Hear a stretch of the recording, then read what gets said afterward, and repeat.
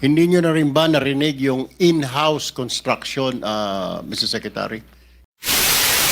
Wala namang baha dito, or at least kahit na to check lang po, counter check na baka Wala po kaming wala po kaming tao na kayang mag-check isa-isa ng mga projects na pinopropose ng DPWH But po. do you have the mandate to do that?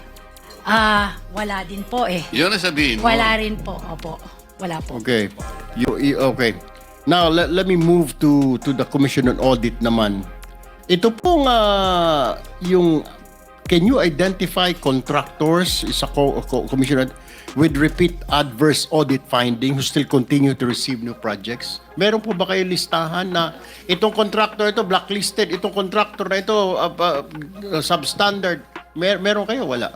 Sir, meron po kaming ongoing list, sir. Pero as to yung mga blacklisted contractors po, manggagaling po kay DP. Pero meron na din po kaming parang database, sir, na ginagawa po ngayon. And yung data po ngayon ay nasa 2022 to 2024 na po, sir. Alright. Balikan ko po si Secretary Bonoan. Mr. Chair, Mr. Secretary, ano po, wala po kayong list. Kagaya po nasabi ni Senator Raffy kanina na isa lang po ang kuan, pero lahat pumasa, isa lang ang blacklist nyo. Of this 15, lahat po ito good performance. So ito since 2022, lahat po nagawa nila, na kumpleto nila yung project. As far as our monitoring records are concerned, Mr. Chair, this is completed naman yung sa records namin. No? Completed. As far as the central office records are concerned, actually, I'm not saying that in the field this could be a different story, but actually in our monitoring records in the department, they are completed because completed po lahat yung records, completed po. Completed, pero what I'm saying is like hindi nyo sigurado sa inyo sa main office, lalo na yung office mo, kung yung proyekto kagaya na pinakita ni Chair Marcoleta kanina, yung wasak o durog na tulay or whatever it is, yung embankment, hindi ho ninyo mamonitor yan? Kasi Hindi. Because so pwede kayong dayain ng mga tao ninyo sa region, sa district, pwedeng magsinungaling at sasabihin, Secretary, tapos na po ito. So wala kayong way to find out na yung project na yon completed at hindi substandard? Wala pong ganon? Well, we rely actually on the data that is fed to us, actually, the central office, Your Honor, at that point in time. No? But, This data, Mr. Secretary, you're just relying sa mga tao ninyo sa field, sa district engineer, Yes, Your sa Honor. regional director. Yes, Tama Your po? Honor. Tama po. So, ang ibig niyo pong sabihin, yung dadaan ng kuntulay, kung pupunta ako sa probinsya ngayon, hindi ko sigurado kung safe po ba yun, talagang matibay ba yun, because you're just relying. Paano kung substandard po yung tulay? Kagaya po nang nangyari sa Kabagan, Isabela. Paano po yun? How? How will you know? How will I know? Na driver mo, kasama ko, pamilya ko, mag-out of town kami, long weekend pa naman, next week, this Thursday. Paano pala, kung substandard pala ho yung tulay na yun? Let's not talk about flood control muna. Let's talk about these projects. Kung hindi po ninyo monitor at umaasa lang kayo sa mga tao ninyo, how are we going, ika nga, masasabi natin na safe yung kalsada na yan, safe yung tulay na yan?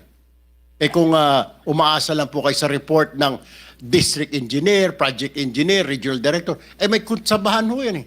Let's face it, alam niyo naman ho, may kutsabahan. Tama po ba? With your RD, DE, project engineer, at saka contractor, may kutsabahan na yan, Mr. Secretary.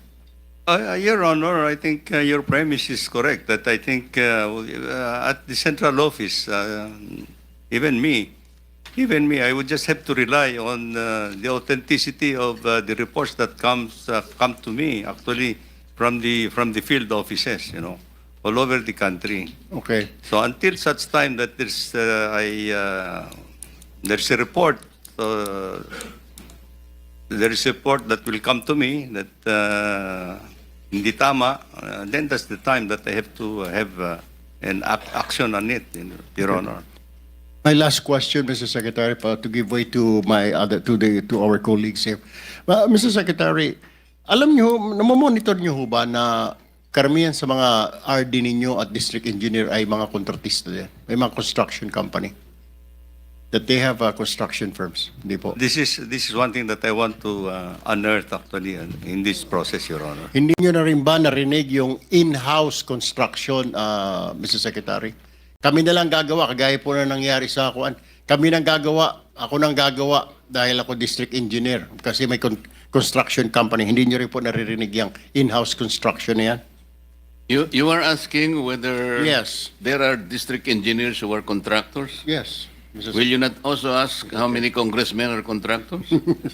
Mamaya pa yan sa second round, Mr. Chair. Dito muna sa second round yung tatanungin ko. Yes. Go ahead, Mr. Secretary.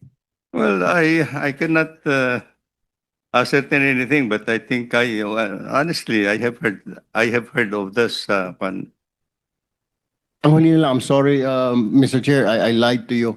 Na meron po ba kayong mga lifestyle check? Kahit in your intern lang sa office ninyo na baka yung mga undersecretary natin, 5 yung bahay dyan sa Corinthians, yung ilang USEC natin, may mga eroplano, may mga yate. May ganun ho ba? Wala rin.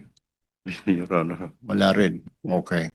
Kasi sir, sabi for now, kay kami nag-uusap-usap dito, sa DPWH mo rin makikita ang pinakamayaman na opisyal sa ating bayan. The Department of Public Works. Dati po, Bureau of Customs. Ngayon, Department of Public Works and Highways na.